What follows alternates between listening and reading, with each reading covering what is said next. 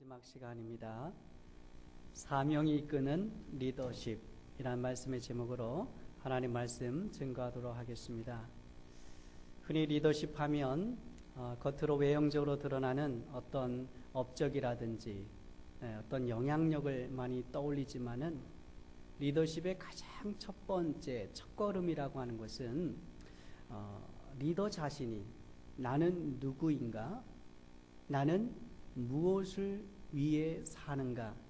이 두 질문에 어떻게 대답하느냐에 달려 있습니다. 이 질문은 첫 번째로 하나님이 인간으로 우리를 이 땅에 태어나게 하시고 또 우리를 구원의 백성으로 부르셔서 살게 하신 이유, 바로 그 소명을 질문하는 것이고, 두 번째 질문이라고 하는 것은 내가 이 땅에 이렇게 태어나서 살아간다면은 무엇을 위해서, 그리고 어떻게 살아가야 하는가, 바로 이 사명에 대한 질문이기 때문에 이 두 가지 질문이 너무나 중요합니다. 그래서 여러분 스스로에게 이 두 가지 질문을 던져보시기 바랍니다. 다 같이 한번 따라해 보겠습니다. 나는 누구인가? 나는 무엇을 위해 사는가? 이 세상에서 크고 작은 영향력을 끼친 사람들 치고 당대뿐만 아니라 후대에도 많은 일들을 한 사람들은 바로 이 나는 누구인가? 나는 무엇을 위해 사는가에 대한 이 질문을 던지지 않고서는 결코 훌륭한 리더가 될 수가 없었습니다. 그리고 이 질문에 진지하게 고민하고 또 열정적으로 반응한 사람들만이 역사의 길이 남는 리더들이 될 수가 있었던 것이죠. 미국의 템플 대학교를 설립한 러셀 코넬 박사는 제1차 세계대전이 끝날 무렵에 미국에 있는 백만장자들, 적어도 100만 달러 이상을 모은 사람들, 많은 업적을 쌓은 사람들 4,043명의 생애를 일일이 조사해 보았다고 합니다. 그런데 조사 결과 놀라운 것은 4,043명 중에 이 백만장자들 가운데 고졸 이상의 학력을 가진 사람은 겨우 69명밖에 없다는 사실에 놀랐습니다. 그러니까 대부분의 사람들이 가난하고 또 다른 사람보다 그렇게 특출나고 좋은 환경, 배경이 아니었음에도 불구하고 대부분의 많은 사람들이 생각 이상의 엄청난 업적과 자기 일들을 이뤘다고 하는 것이죠. 그들이 결코 부유해서 그런 엄청난 부를 쌓았다는 게 아니라는 것입니다. 그러면서 이 코넬 박사는 그들의 생애가 다른 사람들과 생애가 다른 한 가지가 있는데 그게 무엇이냐? 그들의 공통점은 무엇이냐? 그들은 삶을 출발할 때 분명한 삶의 목적을 가지고 출발했다라고 하는 것입니다. 너무나 단순한 것 같은데요, 이것이 가장 중요한 사실입니다. 내가 지금 걷고 있고 부지런히 땀 흘려 일하고 있고 달려가는데 내가 무엇을 위해서 달려가고 뛰어가고 있는가, 그 방향에 대해서 생각하지 못하고 살아가는 사람들이 많은데, 바로 이런 엄청난 업적을 이룬 사람들은 바로 자기가 달려가야 되는 방향, 삶의 목표가 있었다고 하는 것이죠.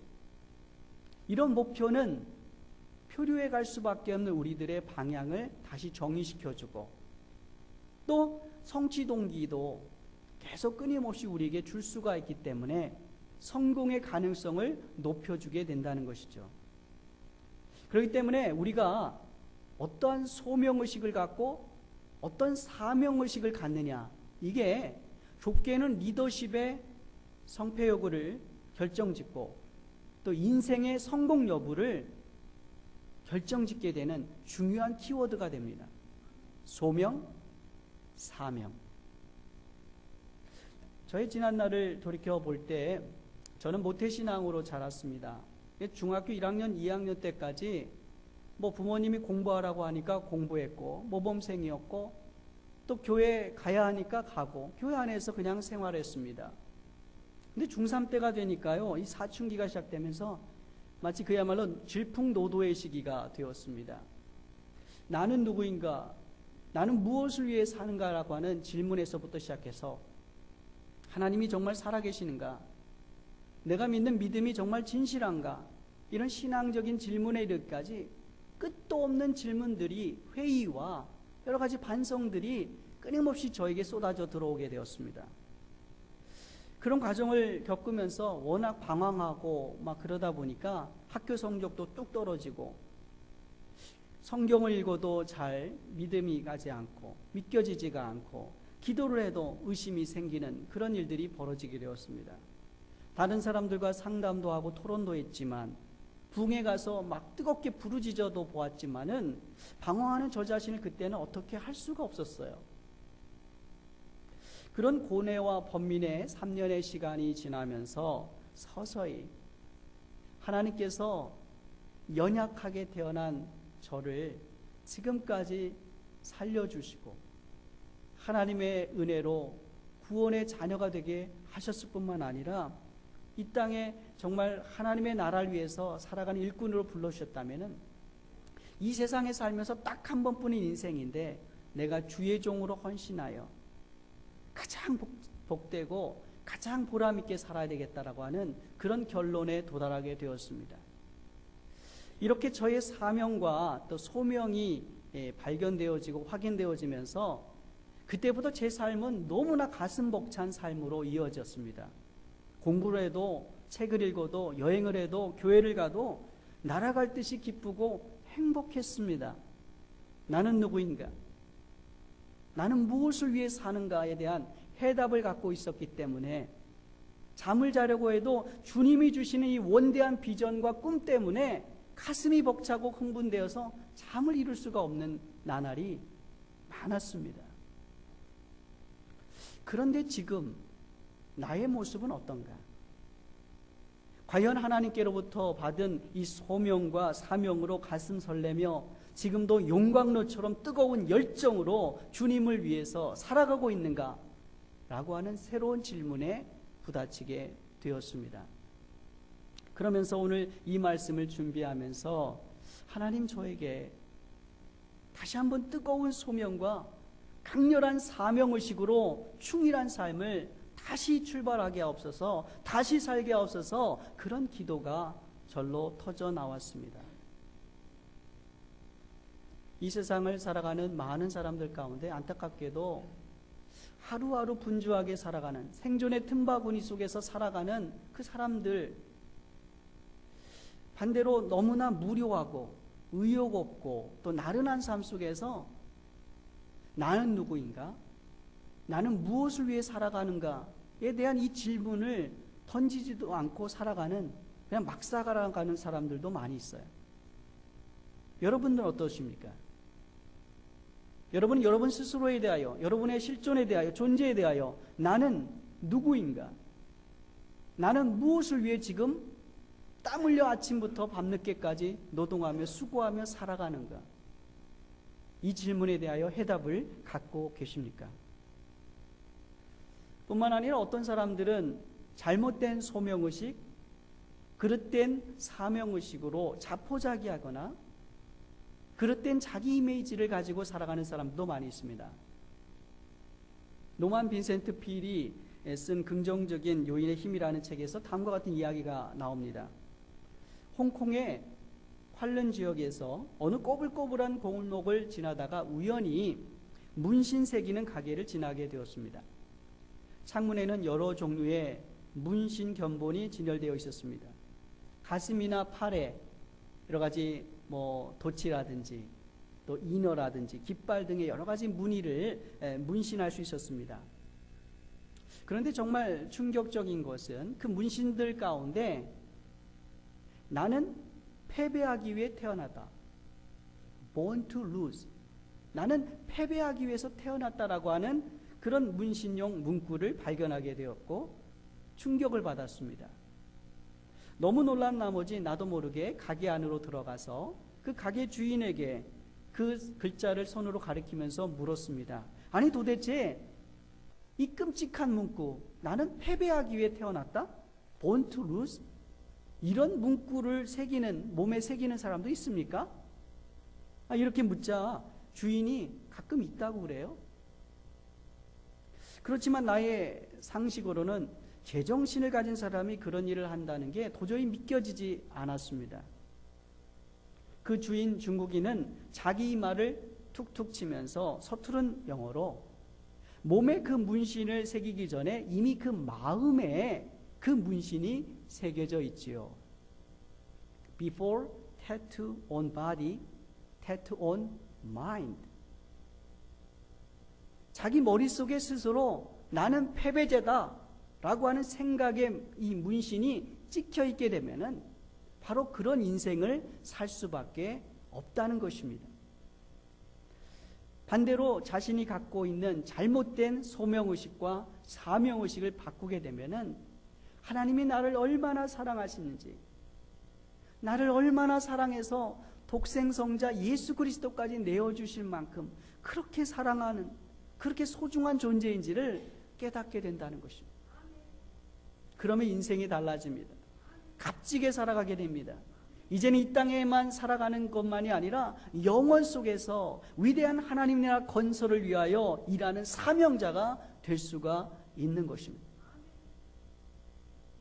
스포츠계에서 이 아놀드 파머, 이 골퍼는 많은 사람부터 존경과 추앙을 받는 사람입니다. 그런데 이 위대한 골프 선수는 결코 자신의 성공을 자랑하지 않았다고 합니다. 교만하지 않았다고 하는데, 그는 수백 개의 이 트로피와 또 부상을 획득했지만은 그의 사무실에는 단 하나의 트로피만 두었다고 합니다. 그 트로피는 그가 1955년 캐나다 오픈에서 프로 선수로서 첫 우승을 했을 때 받은 찌그러진 작은 컵이었습니다. 그 트로피 외에 벽에 패가 하나 이렇게 딱 붙여 있는데, 그 패를 보면서 그가 왜 성공했는지, 그가 왜 또 스포츠계 이외에도 다른 분야에서 두각을 나타냈는지에 대한 해답을 얻을 수가 있습니다. 그 패에는 다음과 같은 글이 있습니다. 당신이 패배했다고 생각하면 당신은 패배한 것이다.